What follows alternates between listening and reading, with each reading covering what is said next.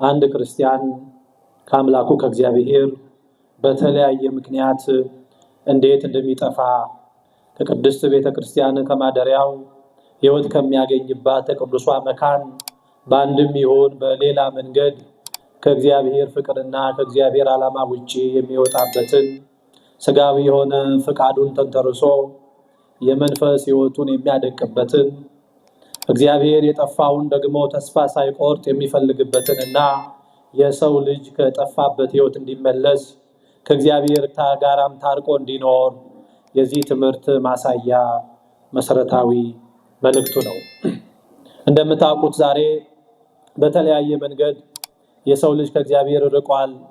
ምንም እንኳን በጸሎት ከእግዚአብሔር ጋር እንገናኛለን ብለን ብናስብም አንደበታችን ከእግዚአብሔር ጋር የሆነ ልባችን ከእግዚአብሔር ከራቀ ብዙዎቻችን ቆይተናል። እየተመላለስን ያለነው በእግር እንጂ በልቦናችን ወደ እግዚአብሔር መቅረብ ከተሳነን ብዙዎቻችን ሰነባብተናል። ታዲያ ዛሬ ወርሃዊ የሆነው የመድኃኔ ዓለም መታሰቢያ በዓል እንደመሆኑ መጠን አምላካችን እግዚአብሔር የጠፋውን ለመፈለግ ወደዚህ ምድር መጥቶ የኛን ስጋ ለብሶ ፍጹም ሰው ፍጹም አምላክ ሆኖ በመስቀል ላይ ተሰቅሎ እኛን ያዳነበት ዕለት መታሰቢያ ሆኖ ስለሚዘከር በዚህ ዕለት እኔና እናንተን እንዴት እንደፈለገን ከወደቅንበት ሕይወት እንዴት እንዳነሳን ፈልጎ እንዴትም እንዳገኘን ከሱም ጋር መልሶ እንዴት እንደታረቀን ያለንበትን ሕይወት እናያለን። አምላካችን እግዚአብሔር ጥበብና ምስጢሩን ለሁላችን ይግለጽልን።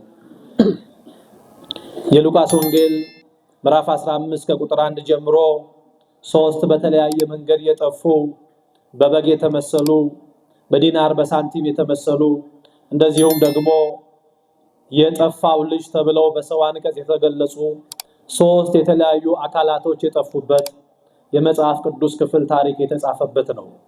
3ቱም እኛን የሚመስሉን በመሆናቸው 3ቱም ከኛ ጋር ልዩ ቁርኝነት ስላላቸው እነዚህን ምሳሌዎች አንስተን ከኛ ጋር ያለውን ትምህርታዊ ሕይወት አገናኝተን ራሳችንን ተመልክተን ወደ እግዚአብሔር ይበልጥ እንድንቀርብ በንስሐም ወደሱ እንድንገሰግስ ምክንያት ይሆነናል። በዚህ የመጽሐፍ ቅዱስ ክፍል ውስጥ 3 የጠፉ አካላቶች አሉ። የመጀመሪያው የጠፋው በግ ነው። አንድ ባለጸጋ ይላል 100 በጎች ነበሩት። እነዚህን 100 በጎች 99ኙ በማደሪያቸው 99ኙ ዕለት ዕለት በሚወጡበት በሚገቡበት በመውጣትና በመግባታቸው ምንም ጉዳይ በሌለበት በማደሪያቸውም ችግር ባልጋጠማቸው ቦታ ላይ 99ኙ በማደሪያቸው ቦታ ወጥተው ገብተው ተገኝተዋል። አንዱ ግን እንደወጣ እመለሳለሁ እያለ አንዱ ግን ቆይ ግድ የለም በልቼ ጠጥቼ ረክቼ ወደ ማደሪያ ይሄዳለሁ እያለ እንደወጣ መሽቶበት ቀረ። ይህ የበጎቹ እረኛ የሆነው አካል ገብቶ ሲቆጥር 99ኙን አግኝቷል። የጠፋው አንድ ነው። ብዙዎቹ አሉ፣ የጠፋው አንድ ነው። በዚህ ጨለማ ወጥቼ ከምሰቃይ፣ በዚህ ጨለማ ወጥቼ ብርድ ከሚመታኝ፣ በዚህ ጨለማ ወጥቼ መከራ ከምቀበል ብዙሃኖቹ ስላሉ አንዱ በሄደበት እግሩ ይመጣል ብሎ ተስፋ አልቆረጠም ወይም ይህን ሐሳብ ግንዛቤ ውስጥ አልከተተም። ይረኛ 99ኙ መኖሩን አረጋግጦ አንዱን ሊፈልገው ወጣ። ሊፈልገው የወጣው በማታ ነው፣ በጨለማ ነው። ውሎ ደክሟል። በተለያየ ኃላፊነት ውስጥ ተንቀሳቅሷል። እነሱን አውጥቶ አግብቶ አብልቶ አጠጥቶ እንደነሱ ባለው የእረኝነት ኃላፊነት ድካም ተሰምቶታል ይሄ ሰው። ነገር ግን የጠፋው ደግሞ አስገደደውና በዚያ በጨለማ ወጥቶ እሱን ሊፈልግ ሄደ። ተመልከቱ፣ ሊፈልገው ሄደ አንድ ነው፣ ብዙ አይደለም። ብዙዎቹ ከሱ ጋር አሉ። የጠፋው አንድ ነው። እንቅልፌን ድካሜን መውጣት መውረዴን አይቼ በዚያ ብቻ አይደለም የጠፋውን ደግሞ በራሱ ሰዓት የሚመጣበት ጊዜ አለው ብሎ እንኳን ለስንፍናና እሱን ለመፈለግ ምክንያት ሳያቀርብ ይሄ እረኛ ሊፈልገው ወጣ። የጎደለው አንድ ነው። ሊፈልገው ወጣ። ጅብ እንዳይበላው፣ ቀበሮ እንዳይበላው፣ ተኩላ እንዳያገኘው ወጥቶ እንዳይቀርበት ተጨንቆ ሄደ፣ ፈለገ። በብዙ ድካምና ውጣ ውረድ ይሄንን በግ አገኘው። ሲያገኘውም ደግሞ በቀን ውሎ ውስጥ ላይ ተንከራቷል፣ እግሮቹም ዝለውበታል፣ ደክሞት ስለዋለ ብሎ ያንን በግ በትከሻው ላይ ተሸክሞት ወደ ማደሪያው ይዞት መጣ። ከነዚያ 99ኞቹ ጋራ ቀላቀለው። ለጎረቤቶቹም እንዲህ አላቸው ይላል መጽሐፍ፣ የጠፋው በግ ተገኝቷል፣ ከኔ ጋር ደስ ይበላችሁ አላቸው። እርሱም ደስ አላቸው፣ ጎረቤቶቹም ተደሰቱ ይላል። ይሄ መጀመሪያው ምሳሌያዊ ትምህርት ነው ጌታችን ያስተማረበት። በዚህ ትምህርት ውስጥ በዚህ ምሳሌ ውስጥ የጠፋው በግ ነው። ተመልከቱ። እግዚአብሔር እረኛ ሆኖ ፈላጊ ሆኖ በዚህ ታሪክ ውስጥ ተስሎ ታሪኩም ተቀምጦ እናገኘዋለን። የጠፋው የሰው ልጅ ሆኖ እንደምታስታውሱት 99ኙ ነገደ መላእክትን ትቶ 100 ነገድ የተባለው አንዱ አዳም በመውደቁ ምክንያት ወደዚህ ምድር የ99ኙ ነገደ መላእክትን የመላእክትን ሕይወት ትቶ ከነርሱ ተለይቶ የጠፋውን አንዱን አዳም ሊፈልገው ወደዚህ ምድር የመጣ መድኃኔዓለም ኢየሱስ ክርስቶስ ነው። ለዚህ ነው ልበ አምላክ ቅዱስ ዳዊት በመዝሙር 22 ላይ እግዚአብሔር እረኛዬ ነው የሚያሳጣኝ የለም፣ በለመለመ መስክ ያሳድረኛል፣ በረፍት ውኃ ዘንድም ይመራኛል ያለው ለዚህ ነው። ይሄ እረኛ ያቺ የጠፋችውን አንዱን በግ ሊፈልግ እንደወጣ መድኃኔዓለም ኢየሱስ ክርስቶስ እረኛ ሆኖ የጠፋው በግን አዳም ሊፈልገው ወደዚህ ምድር መጣ። ከመላእክቱ ጋራ መሆን ጉለት ለሱ፣ ከመላእክቱ ጋራ በዝማሬ እየተመሰገነ መላእክት ቅዱስ ቅዱስ ቅዱስ እያሉ እያመሰገኑበት የነበረው ምስጋና ለሱ ብቻ በቂ አልነበረም። የጠፋውን አንዱን አዳም ይፈልገው ዘንድ መድኃኔዓለም ኢየሱስ ክርስቶስ ወደዚህ ምድር መጣ። የእግዚአብሔር እረኝነት እንደ ሌሎች እረኝነት እኩል አይደለም። እንደምታውቁት ሌሎች እረኞች ቀን ከጠበቁ ማታ ይተኛሉ፣ ማታ ከጠበቁ ቀን ይተኛሉ። እግዚአብሔር እንደዚህ አይነት እረኛ አይደለም። እግዚአብሔር እንደኛ አይነት እረኛ አይደለም። በቀንና በሌሊት ተብሎ የማይነገርለት እኛን ለመጠበቅ የዚህ ዓለም እንቅልፍ፣ እኛን ለመጠበቅ የዚህ ዓለም ድካም የሌለበት የማንቀላፋ ጠባቂያችን እርሱ መድኃኔዓለም ኢየሱስ ክርስቶስ ነው። እረኞች በጎቻቸውን ቢጠብቁ መጨረሻ ላይ አርደው ለመብላት ወይም ደግሞ አርደው ለሚበሉ ሰዎች ለመሸጥ ነው። የብዙ እረኞች ድካም በጎቻቸውን ተንከባክበው አውጥተው አውርደው የተሻለ አቅም እንዲኖራቸው አድርገው ሰውነታቸው እንዲፋፋ አድርገው ወይ ራሳቸው ተንከባክበው አርዶ ይበሏቸዋል ወይም ደግሞ ጥሩ ዋጋ አቅርቦ ለሚገዛቸው ሰዎች ይሸጡባቸዋል። ይሄ በዓለም የምናውቃቸው የእረኞች ጠባይ ነው። የእግዚአብሔር እረኝነት ግን እንደዚህ አይደለም። አርዶ ሊበላን አይደለም፣ ሊሸጠንም አይደለም። እንደውም እረኛችን የሆነው መድኃኔዓለም ስለኔና ስለናንተ ሲል በ30 ብር ተሽጧል። እንኳን ሊሸጠን ቀርቶ አይደለም፣ የሱ እረኛነት ስለኔና ስለናንተ ተሽጧል። ስለኔና ስለናንተ ታርዷል። ስለኔና ስለናንተ መከራ ተቀብሏል። በዚህ ዓለም እንደምናውቃቸው እረኛ አይደለም እርሱ መድኃኔዓለም ኢየሱስ ክርስቶስ። ነፍሱን ስለ በጎቹ አሳልፎ የሚሰጥ እረኛ ነው እሱ። በጎቹ ስጋውና ደሙን የሚበሉት እረኛ ነው። የበጎቹን ስጋና ደም አይበላም እሱ። ይልቁንም እሱ ስለ በጎቹ ፋንታ በቀራንዮ አደባባይ ላይ ተሰቀለ፣ ስጋውን ቆረሰ። ይልቁንም ስለ በጎቹ ፋንታ በቀራንዮ አደባባይ ላይ ደሙን አፈሰሰ። ስለ በጎቹ ሲል መስዋዕትነትን ለመቀበል የመረጠ ታላቅ እረኛ ነው። እንደምታውቁት እኛ ለበዓል የምናርዳቸው በጎች ከገበያ ቦታ ከገዛናቸው በኋላ በዓሉ እስኪደርስ ድረስ አስረን ቄጤማ ሰተን ውሃ እያጠጣን እንከባከባቸዋለን። ለምን? እንዳይከሱ። በዚያ በሚሸጡበት ቦታ እረኛው እያበላ እያጠጣ ነው የሚያቆያቸው። እኛ ከእረኞቹ ገዝተን ወደ ቤታችን ካመጣናቸው በኋላ እስክናርዳቸው ድረስ በምግብና በመጠጥ እየተንከባከበን እናቆያቸዋለን። ለምን ካልን ከስተው ከነሱ የምናገኘው የሥጋም ሆነ የዓይን አምሮታችንም እንዳይቀር ተንከባክበናቸው ነው ብዙዎቹን በጎች የምናርዳቸው። የመድኃኔ ዓለም የኢየሱስ ክርስቶስ እረኛነት ግን ከዚህ ይለያል።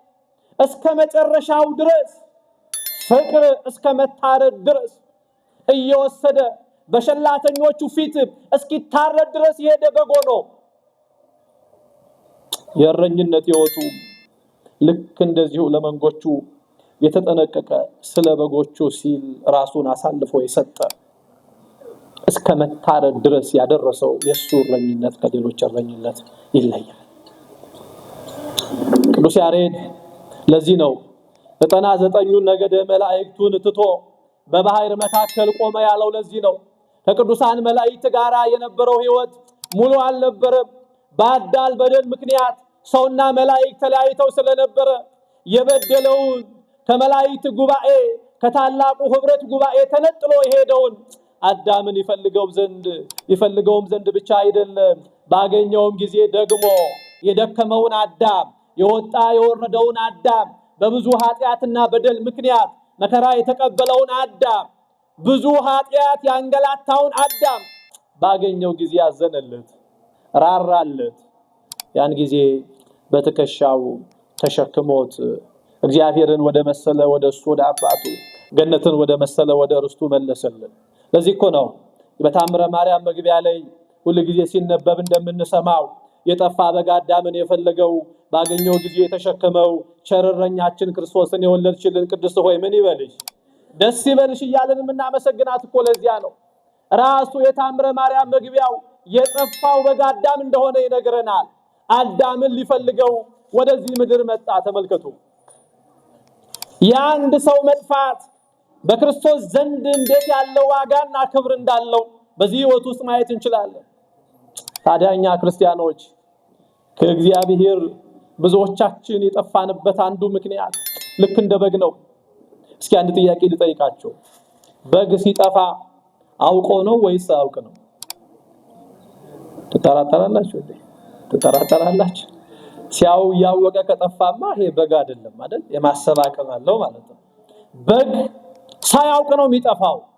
እንዴት ነው የሚጠፋው ካላችሁኝ የሚበላውን ሳር እያየ የተሻለ ደረቀ ካጋጠመው ወደ ተሻለ በግ ወደ ለመለመ ቦታ ስፍራ በመሄድ ያንን እየበላ የተሻለ ሳር አገኛለሁ እያለ ውሃ ሊጠጣ ሲሄድ የደፈረሰ ካገኘ የጠራ ውሃ አገኛለሁ እያለ ከአንዱ ወደ አንዱ የተሻለ የሚበላና የሚጠጣ ነገር አገኛለሁ ብሎ እያለ ቀኑ ይመሽበታል።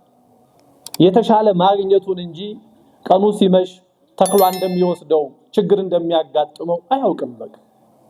ለዚህ ነው በግ ሳያውቅ ነው የሚጠፋው። እኔና እናንተም ክርስቲያኖች እግዚአብሔርን ባለማወቅ ቤተክርስቲያንን ባለመረዳት የጠፋን ሰዎች ቀላል የምንባል አይደለንም። እንደ በግ በእንጀራ ምክንያት ከቤተ እግዚአብሔር የራቅን፣ በስራ ምክንያት ከቤተ እግዚአብሔር የራቅን፣ በኑሮ ምክንያት ከቤተ እግዚአብሔር የራቅን፣ በተለያዩ ማህበራዊ ጉዳዮቻችን ምክንያት እንደ በግ ሳናውቅ ከቤተ ክርስቲያን ሳንረዳ ከእግዚአብሔር ቸርነትና ምሕረት ይቅርታ የራቅን ሰዎች ቀላል የምንባል አይደለንም። ሳናውቀው እየሰራን እየመሰለን ለሚበላው ለሚጠጣው ነገር ሁሉ የህይወት ፍጻሜ እሱ መስሎን ሳናውቅና ሳንረዳ ከእንዲህ ያለው እረኛ ከእንዲህ ያለው አባት ከመድኃኔ ዓለም የራቅን ቀላል የምንባል ሰዎች አይደለንም። እንዲሁ እንደወጣን እንዲሁ እንደወረድን እንዲሁ ስጋዊ ለሆነው ነገር እንደተጨነቅን የያዝነውን ነገር ሳናውቀው የጨበጥነውን ነገር ሳናረጋግጠው የተደገፍነው ነገር የተንሸራተተብን የታመናቸው የከዱብን ይሆነናል ይሻለናል ብለን የመረጥናቸው መንገዶች ለፈተናና ለመከራ የጣልን ቀላል የምንባል ክርስቲያኖች አይደለንም። እንዲሁ እንደባከንን እንዲሁ እንደወጣን እንዲሁ እንደወረድን እንደ በግ ሳናውቅ ከቤተ እግዚአብሔርና ከእግዚአብሔር ፍቅር የራቅን ቀላል የምንባል አይደለንም። ተመልከቱ 99 እኮ ከሱ ጋር ነበሩ፣ የጠፋው አንድ ነው። አሁን እኔና እናንተ በእውነት ብዙሃኑ ካሉ የቀሩት ምን ያስጨንቀናል? አሁን በዚህ ጉባኤ ብዙ ነፍሳት መጥተዋል፣ የቀሩት ጥቂቶች ሊሆኑ ይችላሉ። ይሄ በእኛ አይን፣ በመድኃኔዓለም ዘንድ ግን ስለመጡት ብቻ አይደለም፣ ስለቀሩትም ጭንቀት አለ። ስለመጡት ብቻ አይደለም፣ ስላልመጡትም መጨነቅ አለ። ስለገቡት ብቻ አይደለም፣ ከበረት ውስጥም ስለሄዱት ሁሉ ጭንቅ አለ። ብዙሃኑ ስላሉ ብቻ ሙሉ ነው ማለት አይደለም። አንዲት ነፍስ በክርስቶስ ዘንድ ትልቅ ዋጋ አላት። ምክንያቱም ለዚያች ለአንዷ ነፍስ ሲባል ዋጋ ተከፍሎባታል። በመስቀል ላይ መከራ ሕማም ተቀብሎላታል። ስጋውን ቆርሷል፣ ደሙን አፍስሷል። ስለ አንዲት ነፍስ ሲባል ተመልከቱ። ቅዱስ ዮሐንስ አፈወርቅ በአሁኗ ቱርክ በዚያ ስፍራ ቦታ ላይ እየተዘዋወረ ወንጌልን ያስተምር ነበር።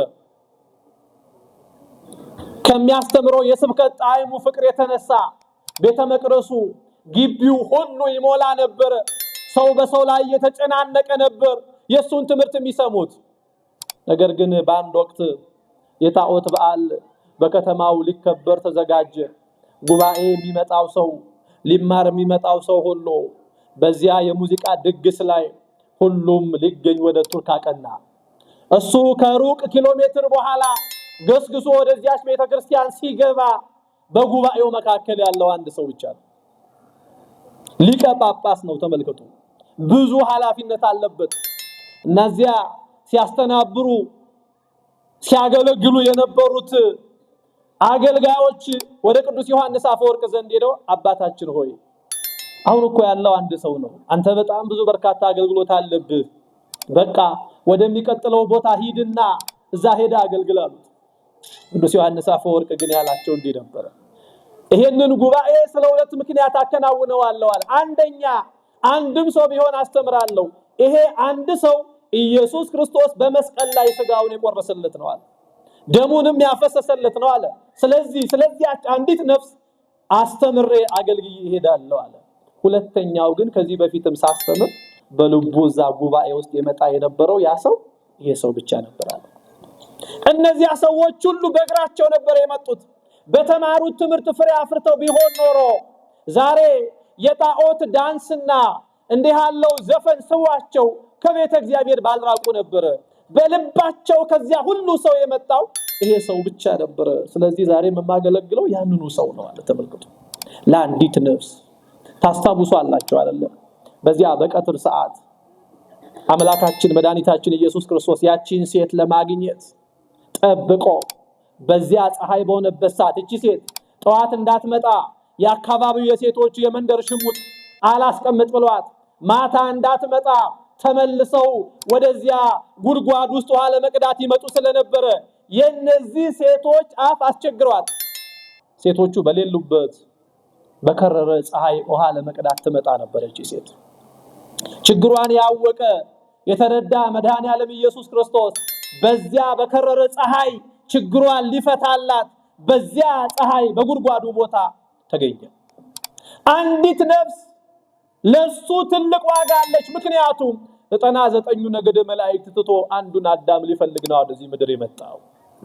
እንደ በግ ሆነን የጠፋን ከበረቱ የራቅን በኃጢአትና በበደል ምክንያት በብዙ ድካም ለወደቅነው ለኔና ለናንተ መድኃኔዓለም እረኝነቱን ፍለጋውን ሳያቋርጥ ድካም ሳይሰለቸው የኔና የናንተ በኃጢአት መውደቅ ሳይጸየፍ እንዲህ ያለው ነውራችን ሳይከብደው እየተሸከመን ያኖረን ቀላል የምንባል ክርስቲያኖች አይደለንም። ተመልከቱ፣ ያ በመጽሐፈ መነኮሳት አንድ ቀና የነበረ ሰው ቤቱን ከፍቶ አብርሃማዊ ሕይወት የነበረው ሰው እንግዶችን እየተቀበለ ያበላ የጠጣ የነበረ የአንድ ሰው አንድ ከሩቅ ሀገር የመጣ እንግዳ በኩለ ሌሊት ቤሩን አንኳኩቶ ገባ። አስገባው፣ እግሩን አጠበ፣ አበላው፣ አጠጣው። ካስተናገደው በኋላ ይሄ ታላቅ አባት ተነስቶ ጸሎት መጸለይ ጀመረ። ይሄ እንግዳ ሰው ያንን የሚጸልየውን ታላቁን አባት እንዲህ ሲል ጠየቀው፣ 10 በጸሎት መካከል መድኃኔ ዓለም መድኃኔ ዓለም መድኃኔ ዓለም እያልክ ስጠራ ሰማለሁ። መድኃኔ ዓለም ማን ነው አለው። አስረዳው። መድኃኔ ዓለም ምን መሆኑን ገለጸለት። እና የሰው ልቡ የደነደነ ስለነበረ እኔ አንተ የምትለውንም አምላክ አላውቅም፣ ለዚች ምድርም አምላክም የላትም፣ በፈቃዴ ነው የምኖረው በቁጣና በትዕቢት ለዚህ ታላቅ አባት መለሰለት። ይሄ አባት ቁጠኛ ስለነበረ ከሃይማኖት ፍቅሩ የተነሳ ተበሳጨና ይሄንን ሰው በእኩለ ሌሊት አስወጥቶ ሰደደና ቤቱን ዘጋው። ዘግቶ ተመልሶ እግዚአብሔር ፊት ቆሞ ጸሎቱን መጸለይ ጀመረ። አምላኬ ሆይ ያንተን ቸርነት ያንተን ምሕረት ያልተረዳ እንዴት ሆነ እንዳዳንከው ያላወቀ እንዲህ ያለውን ሰው ስምህን አላግባብ ሲጠራ ከቤት አስወጥቼ አባረርኩት። የፍቅር ብዛት ከነከነኝ፣ የፍቅር ብዛት አቃጠለኝ አለው። አንድ ጊዜ መድኃኔ ዓለም ኢየሱስ ክርስቶስ ተገልጦ አንተ ሰው ይሄ ሰው ከተወለደ 60 ዓመቱ ነው። እኔ እኮ 60 ዓመት ስሸከመው አልደከመኝም። ዛሬ አንተ አንዲት ሌሊት በቤት ማሳደር እንዴት ከበደ ብሎ ወቀሰው። 60 ዓመት ሙሉ ተሸክሜዋለሁ አልደከመኝም። ዛሬ እንዴት አንተ አንድ ሌሊት ተሸክመ ማደር አንድ ሌሊት ተሸክመ ማሳደር እንዴት ከበደ አለው። ብዙዎቻችን እኮ እንደዚህ አለ በእድሜያችን ልክ የተሸከመን አንድ ቀን እንኳን። ለዚህ ነው እኮ መጽሐፍ እንደሚለው ከማይፀን ጀምሮ ያስኳችሁ እኔ ነኝ እስከ ሽምግልና ድረስም እንዲሁ እሸከማቸዋለሁ ይላል። ተመልከቱ። ከማይፀን ጀምሮ ያስኳችሁ እኔ ነኝ እስከ ሽምግልና ድረስ እሸከማቸዋለሁ። ሳይጸየፈን ሳይደክሞኛል መሸከም በእውነቱ። ሊያውም እኮ እኔና እናንተ እኮ ለሸክም እኮ ማንመችነን እኮ ብዙዎቻችን እንፈልጋችሁ እንኳን ቢለን በግራ ቢለን በቀኝ በቀኝ ቢለን በግራ በዚህ ስንባል በዚያ ተፈልገን እንኳን ለመገኘት የምናስቸግር እኮ ነን በጣም ብዙዎቻችን በእውነቱ። እሱ ግን አልሰለቸውም በእውነቱ አልሰለቸውም። ብዙዎቻችንን መሸከም ተሸከመን።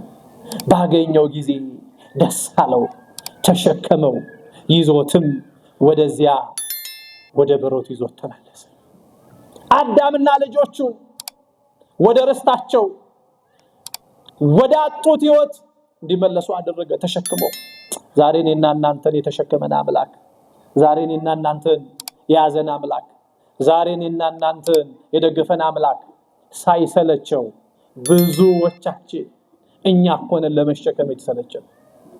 እሱ ተሸክሞን ያልሰለቸ እንዴት ትሸከመኛለህ የሚል ችግር ውስጥ እኮ ያለ ነው ብዙዎቻችን እያለን። የአንዱ ሰው መጥፋት በሱ ዘንድ እንዲህ ያለ የፍቅር ዋጋ ካስከፈለ ተመልከቱ። ለዚህ 100 የነበሩት የጠፋቸዋን አንዷን በግ ፍለጋ ወደዚህ ምድር መጣ። ያቺ የጠፋችውን በግ ፈልጎ ያንን ነገድ ሞላው፣ 100 አደረገው። ያ ማደሪያው የተሟላ እንዲሆን የተስተካከለ እንዲሆን አደረገ ይላል። ይሄ መጀመሪያው ምሳሌ ነው።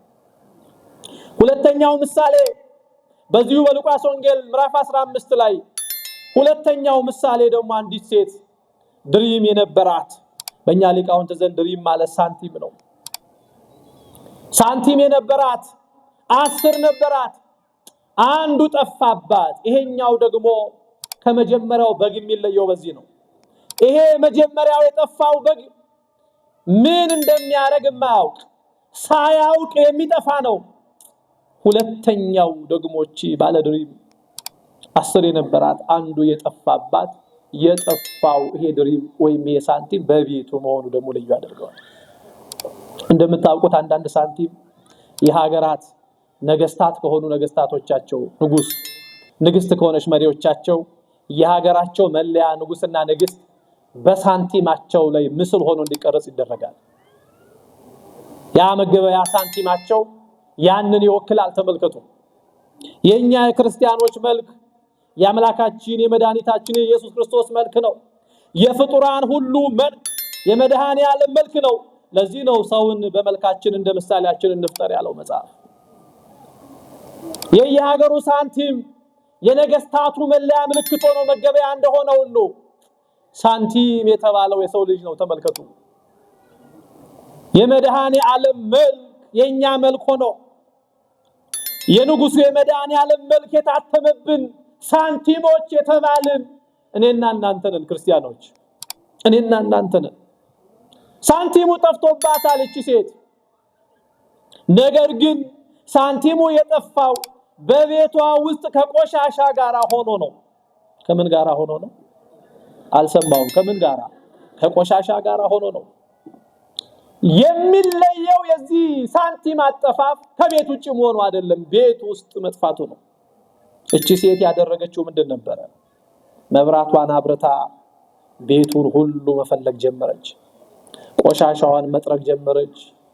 ያ ያበራችው ብርሃን ረቷት የጠረገችው ቆሻሻ መካከል ያ የጠፋው አንድ ሳንቲም ተገኘ። ተመልከቱ። ይሄ የብዙዎቻችን ህይወት ነው። የብዙዎቻችን ምሳሌ ነው ህይወት። በቤተ እግዚአብሔር ውስጥ ሆነን የጠፋን ሰዎች፣ ለአምልኮት የምንሰባሰብ፣ በቅዳሴው የምንገኝ፣ በሰርክ በእንዲህ ያለ ጉባኤ የምንታደም፣ በጸሎት በቅዳሴ ሰዓት በሰዓታት በኪዳኑ የምንገኝ፣ ነገር ግን ደግሞ ተገኝተን ፍሬ ያልተገኘብን እያለን ደግሞ የሌለን፣ እያስቀደስን በቅዳሴው መካከልም አንገኝ፣ በኪዳኑ ላይ ስጋችን ያለ ነገር ግን ነፍሳችን በኪዳኑ ውስጥ መካከል የሌለች፣ በቤት ውስጥ ያለ እንደ ጠፋ እንደዚያች ባለድሪም እንደሆነችው ሴት ሁሉ ጊዜ አምላካችን መድኃኒታችን ኢየሱስ ክርስቶስ በቃለ እግዚአብሔር ብርሃንነት እቺ ሴት ያ የጠፋውን ድሪሟን መብራት አብርታ እንደፈለገችው ሁሉ ቤተክርስቲያን እኔና እናንተን ቃለ እግዚአብሔርን ብርሃን አድርጋ በጨለማ ህይወት ውስጥ ላለን ብርሃን እንድናገኝ፣ የጠፋን ሰዎች እንድንመለስ፣ ብርሃን በሆነ ህይወት ወደ መቅደሱ እንድንመጣ ታደርገናለች። ብዙዎቻችን ያለነው በቤተ እግዚአብሔር ውስጥ ነው። በተማርነው ትምህርት ፍሬ ማፍራት ያቃተን፣ እያስቀደስን ወደ ስጋው ደግሞ ህይወት መሸጋገር ያቃተን፣ እየጸለይን ብዙዎቻችን ጸሎታችን ለሀገርና ለቤተክርስቲያን ሰላም ማምጣት ያቃተው፣ እየሰገድን ሰግደን ስንነሳ ኃጢአታችንን ጥለን በመድኃኔ ዓለም ምሕረት ቸርነት መነሳት ያቃተን፣ በቤተ እግዚአብሔር ውስጥ ያለን ፍሬ ማፍራት ያልቻልን ብዙዎቻችን ነን። እንደዚህ ያለው ባለድሪም የጠፋን ስለ እግዚአብሔር እየተናገርን እግዚአብሔርን የማናውቅ፣ ስለ እግዚአብሔር እየዘመርን እግዚአብሔርን የማናውቅ፣ ስለ እግዚአብሔር እየቀደስን ምን እያደረግን እንደሆነ የማናውቅ፣ እርሱን እያገለገልን የሚመስለን ነገር ግን በአገልግሎታችን መካከል እግዚአብሔር የሌለ፣ ልክ እንደ አፍኒንና ፊናስ በእግዚአብሔር ፊት ምናምንቴዎች ነበሩ፣ እግዚአብሔርንም አያውቁትም ነበር ተብሎ እንደተጻፈ።